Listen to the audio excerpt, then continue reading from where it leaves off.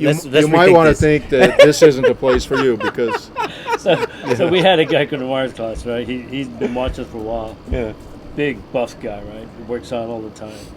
And he approaches me and goes, "Hey, can you teach me how to get the handcuffs while the cops are putting it on me?" I can teach you how not to get the cops there to handcuff you. Maybe you could grow up and act right. Right. Yeah. No, it's But that fucking was his idiot. legitimate Oh. reason. And we have an God. obligation because you, me, others that we all know, we have skills. And there's not that movie line. We have skills. Yeah. Especially the older we get, because you combine the skills with experience, and that becomes even a little deadlier thing. When you Yeah, think, well, yes, when you're lazy and you don't want to do more than 2 moves, Yeah. I'll do Exactly. one solid thing that'll put you on your exactly. ass. I'm old for a reason. Yeah. I made it this far. Exactly. So yeah, you have an obligation, I think, if you're a legitimate instructor, to teach, to try to instill were the you right ever thing. the Cobra Yeah. Kai mentality back in the day? I'm sure you were. Not in my formal training ever. Okay. Transitioning to formal martial arts was kind of my growing up thing. Yeah. How I think that was like that for a lot of martial arts. A lot of kids who thought Should they be. were going to be one way, Right. and then it totally changed them. Because I know it did that to me. I Right. used to be a perfect asshole. exactly, you want to fight at a drop of a hat and Yeah. all the other kind of stuff, and then you go in the martial arts and you go, well, first of all, I can't fight worth a shit because this guy's kicking my ass, and It humbles you. yeah, and secondly, you typically have, like I say, majority the instructors they're instilling the Bushido and all that other Yeah. kind of stuff to where you're acting like a normal human being. So that becomes more mature, you know. Well, how do you then, in your practical training that you teach, how do you instill those ideals into your students? Well, it goes back to his question about who am I teaching? Yeah. Okay. Selective then, huh? Okay. Yeah, because if like a couple of friends of mine are SEALs, you know, Oh, and shit. No, you can go all they teach me stuff and I teach them stuff, but the only thing they need to know is how to kill somebody. Yeah, you don't They're have going to- dispatch that person immediately. I affectionately joke about my Filipino people that how do you know what kind of fight you're in? Well, if you're with a Filipino guy, you probably got about 50 slashes and maybe a couple of stabs. And if you're with a military guy, like say a Navy SEAL or whatever, a Marine recon guy, you just stabbed one in the throat, That's it, kind of yeah. thing, and it's over with because they got things to do. They Philippine guy has all day. He likes to have yeah, fun. he's going to He's play just in and fucking out, around at and that do the point. footwork stuff and all Yeah. that stuff. He's practicing. You're a He's trying out practice dummy. something, yeah. On top of that, if you look at Filipino stuff, which don't get me wrong, like I said, I'm a hang-around Yeah. and a groupie for those guys. If you put that into combat, there's very little application because if you're wearing a molly vest and a bunch of gear and stuff, all those slashes really are negated. Right. Nothing happens here. So you see military guys, they're going for the throat or the groin Right. or all that other kind of stuff. Or Yeah. they should be if they're being taught Yeah, correctly. even the seal knife is designed for penetration. And my good friend Nicholas Marino, you guys know him. Oh, yeah. Good friend of ours. He teaches the Marine guys down in Pendleton, and he'll tell you the same thing, and you could show you the same. He has told us.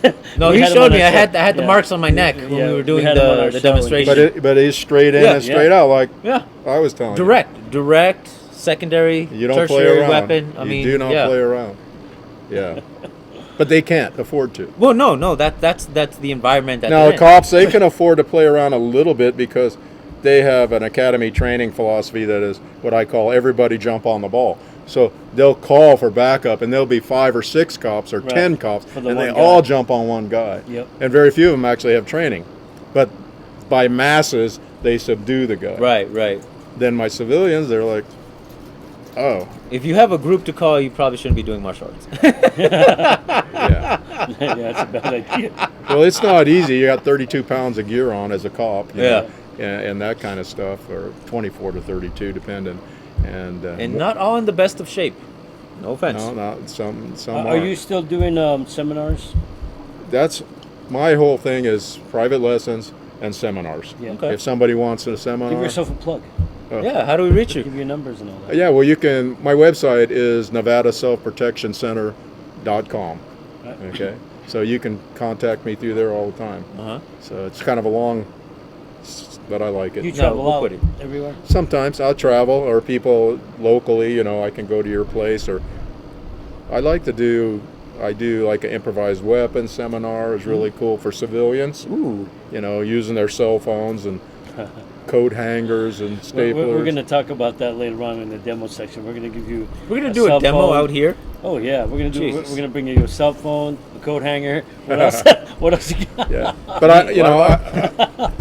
I am, for lack of better words, proficient with the Kubaton and and pistol evasion, long gun evasion. So let me ask combat you this, groundwork. Rather, my jiu-jitsu is Right. more combat-ish, not looking for submission Oh. kind of thing. Yeah. And Okay. it's not BJJ jiu-jitsu anyway. I'm Danzenru. Okay. Which, Yeah. which Yeah. is everything. Much different. Okay, Yeah. it's everything, and BJJ is just a portion of Danzenru. Right. It's a groundwork. Right. Let me ask you this, because I've always seen a lot of different things on this. When you're out there, right, and you're, let's say you're in a combative mode and somebody's coming at you and stuff, right?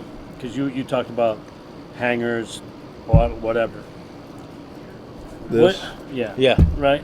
So you're there and you're assessing your situation. You look and you see this. Oh, this is what I got. What are your first targeting, or what are you framing when you're looking at this guy coming at you? Because I've always been. well, I curious took to about- heart what a friend of mine told me once. He's a great guy in Kentucky. He used to live in Sacramento. Keith Miller, very skilled dude, and he said, he studied with Van Uck and all those guys. But regardless, if they can't see or they can't breathe or they can't walk. So those are the three things you have to think about. If you can do all three of those, you're a 100% winner. If you can do one of those, you're probably an 80% winner. And if you can do two of those, you're a 95% winner. But probably 100%, because if the guy can't see, he can't hit you.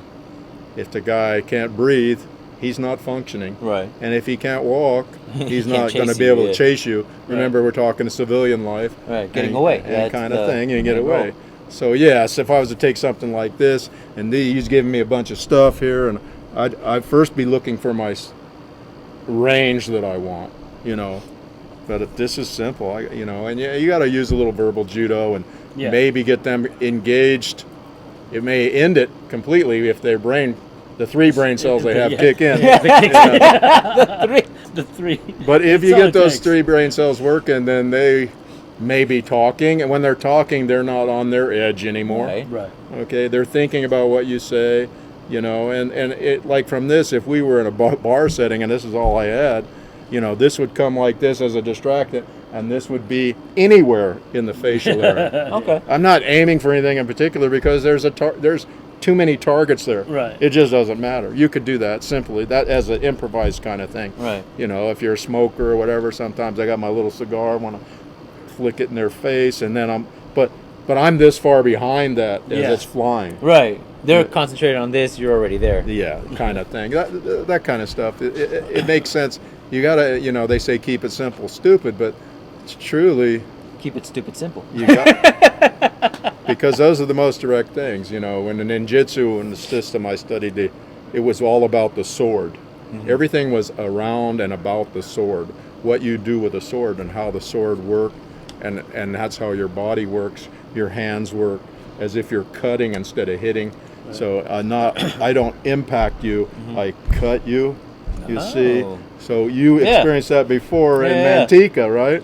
So it was like but again, the spine of the sword is pretty thick. Yeah. Right.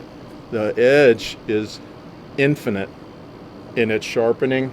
It always can be sharpened more and more, but it's also just one thing. It's very simple. It's what it is. So it also translates into your learning process. It's infinite. It can always be sharpened, but it's always just that one simple thing. Yeah. Just go for the kill. Exactly. Yeah. So like I say, the sword is an interesting thing to study if you have an instructor that can translate it into fighting. And then it becomes a concept itself. You said you were a military brat. Yeah. Oh yeah. Were you in the military? No, I didn't. My dad advised me not to. With your 10%, don't.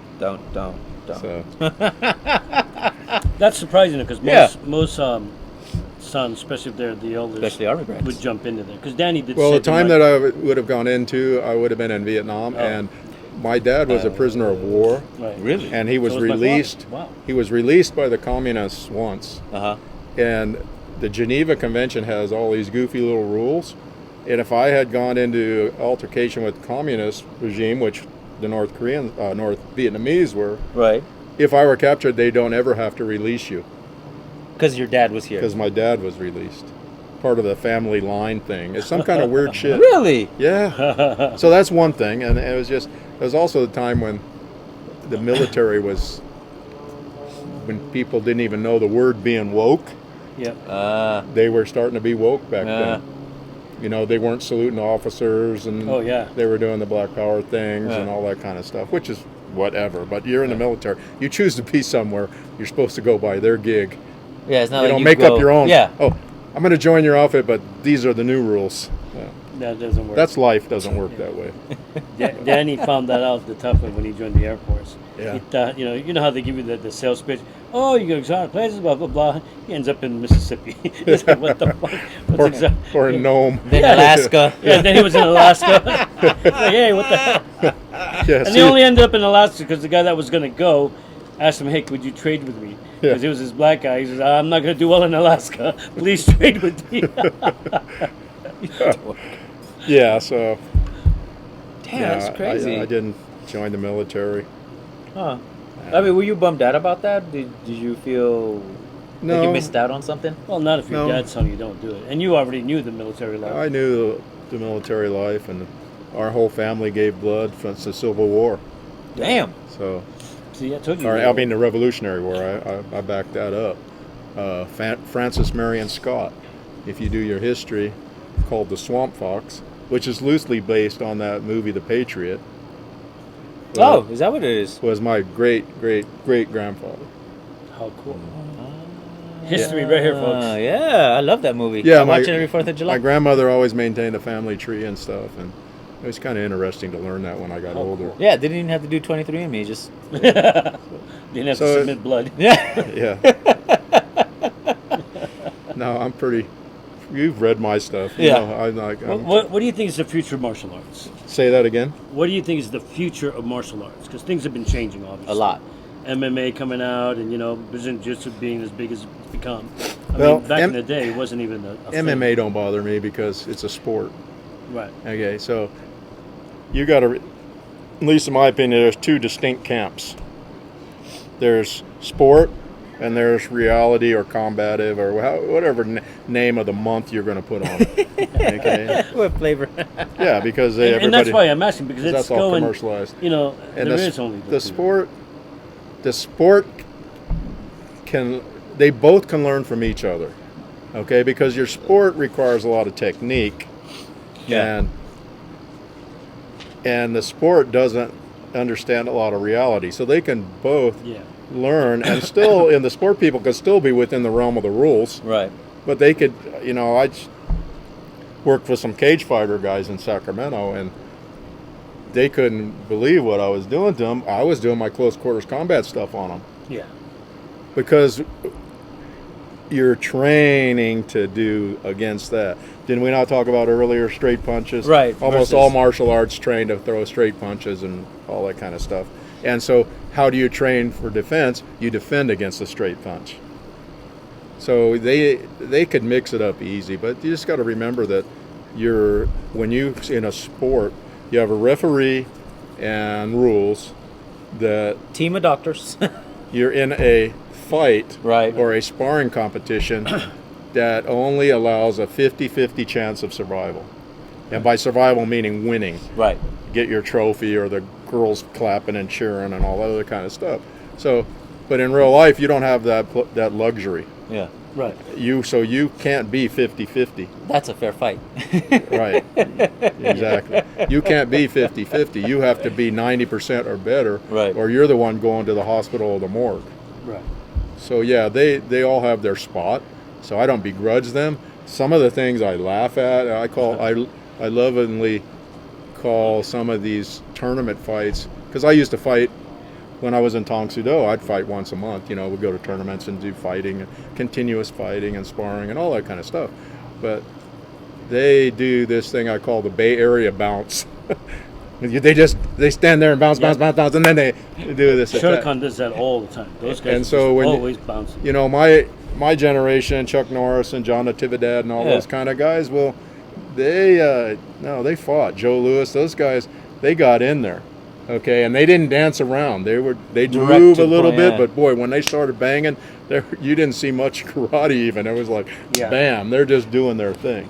So, but you know, that's the nature of that sport because it's point oriented. Right. So if I'm aggressive and attack you, I get a point coming in. Right. Or they get a point on you while you're coming in, and so you lose the thing because you probably would have won a real fight.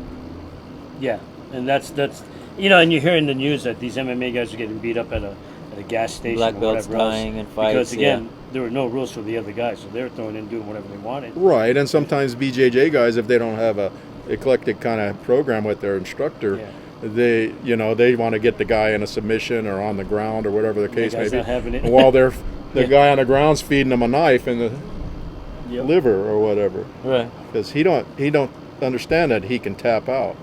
Because he doesn't give a shit. Exactly. He's just a bad guy. You break his arm, you're liable to piss him off. Yeah. More than he was already. Exactly. But, you know, and the guys that are trained like that are waiting for this guy to go like that, tap out. And he's not. And that's not all of them. Don't get me wrong. And I've seen some. They're great fighters. They're always in good shape. That know the difference. Yeah. They're in great shape. They got some moves that won't quit. But one venue is different than the other venue. Right. You know, it's two different beasts. The dive bar I'm in's a lot different than the octagon or the mat, the 20 by 20 mat for BJJ. Right. It's all different. That's why the improvised weapon seems more. Well, yeah, in Nevada you can have real weapons. So you guys are California. No, that's why I carry my beads. I know. I love those. Those are cool. They're for prayer. Do you think traditional martial arts is kind of going away? Traditional? Yeah. I karate, think Shotokan, and all these guys. think majorly it's gotten watered down. Yeah. Because of all the insurance liabilities, the little McDojo things that go on, and you got the mommy and daddies are, my little kid. They wear these helmets now when they spar, and that's fine. You should wear a helmet, right? And you should wear the gloves and the feet and the shin guards. Unbeknownst to most people, that's not to protect the guy you're going to hit. Not at all. To protect your hand and your own feet and your own head. But when you wear a helmet with a face mask on it, and then you tell the person you can't make contact, so you learn now in real life when little Johnny and Bobby are in a fight in a schoolyard, they're not even touching because they're used to being, here's the guy's face mask, and they're doing this. And so you take away the face mask, and there's the face, and here's where the punch ends. Yep. There's a funny little meme out there that says, I got in a fight in school, and he was crying to his dad, and he says, well, did you win? He goes, no, he kept hitting me after I got a point on him. It's like, so yeah, but again, we grew up in martial arts where it wasn't a business. It wasn't a business. You were poor as dirt, and you just did it because it was what you were, and you taught. And the ones that made a business out of it. They didn't have all the helmets and stuff. I remember, when I fought in a Ralph Castro's tournaments, which were always great, but it's not anything like you fight today. I mean, everybody's all body geared up, and back in those days, you were actually hitting it. You were lucky. The first tournament I ever went to, we didn't have any gear whatsoever. We had mouthpiece. Yeah. And it was in Phoenix, Arizona, way back. It was an international 3-country invitational, United States and Mexico and one other country. Big. It was a Taekwondo tournament, but we looked in the phone book. We were all hanging out doing nothing, and there was a martial arts. It was I think it was AWMA. They had a store or something like that. So we're going to check this shit out. Shin guards. I'm like, what the fuck are those? Exactly. And because we used to just take sponges and ace bandage and wrap them around our shins, right? So our shins wouldn't be as black as this microphone after fighting. So I bought me a pair of those shin guards, and they were tuck and roll, Right. really nice, and they had rubber tubing in them. Yep. None of that foam and shit. Those were the best shin guards in the world, but there was no loop and lock closures. It was just an elastic band, you know. Yeah. So that eventually gave way, and I lost them over the years. But I would love to still have those because I'd make them to where they, with the Velcro walking. Back in like '96, I think it was. I went to the Philippines, and I went to a local gym in my where I was staying. I asked him, "Hey, do you mind if I train here a little bit? You know, because I'm going to be here for a couple of months." He said, "Oh yeah, no problem." "Oh, you do martial arts?" He goes, "Yeah." He goes, "Oh, we have a tournament this Saturday." I said, "Oh, cool." He goes, "Would you want to play?" He goes, "Well, I don't have a belt for you guys." "It's okay. We'll give you a white belt. That's all we could give you, right?" Let's say, meet at this place. It's a fish market, and Palenque. in Filipino, it'd be palenque. So you go to the market, and I'm looking for an arena or whatever, right? He goes, "No, it's right Mats. here." The floor had duct tape to tell you where you're fighting. No mats, no gear. Concrete. You're going, "Oh, what shit did I ask for?" I'm like, what the hell? And then the guy holding the tournament was the referee. And his crew. They already knew who was winning. Oh yeah. Oh, it was bad. Oh, and they probably already told everybody, "New meat." Right. Yeah. Oh. Well, I had a white belt on, and I had a really good stance. So they knew bullshit. You know, they knew. So I'm like, all right. And then they had me up against a guy, you know, white belt also, which I knew he wasn't. And they just proceeded to I would hit the guy, no point. The guy would barely miss me or barely touch me, giving him points. Yeah, it was bad. Yeah. So I got mad, and I just went, okay. Guy threw out a leg kick, I went, wham! And then they quickly disqualified me. That same story happened to one of my students. She was 13-year-old girl, Really? and she was entered in continuous fighting, Uh-huh. and they weren't giving her any points, Yep. and the other person was tagging her pretty rough. Ooh. And so I called the timeout because I Little was excessive. coaching. I said, "You know what you got to do?" She goes, "Yeah, protect myself." I go, "That's right. You take care of your own business because the referees aren't doing their job." Right. So she went out there and knocked the girl out, one shot, and then got DQ'd. Exactly. I said, Good. "I'm proud You of you. win. You did You exactly won. what you're supposed I'm to gonna do." go buy you a trophy. You won. You won because they don't play that game. Yeah. If the referees aren't doing their job and you're doing it in an organized thing, Right. then you got to do your job yourself. And if you get DQ'd, that's okay, but it's not you going on a stretcher, Right. Yeah. you know, kind of thing. So, Yeah. Yeah, and that's how it was. I was just, this is ridiculous. I was like, okay, next time the guy does something, I'm just going to go for it. And all right. And like sure your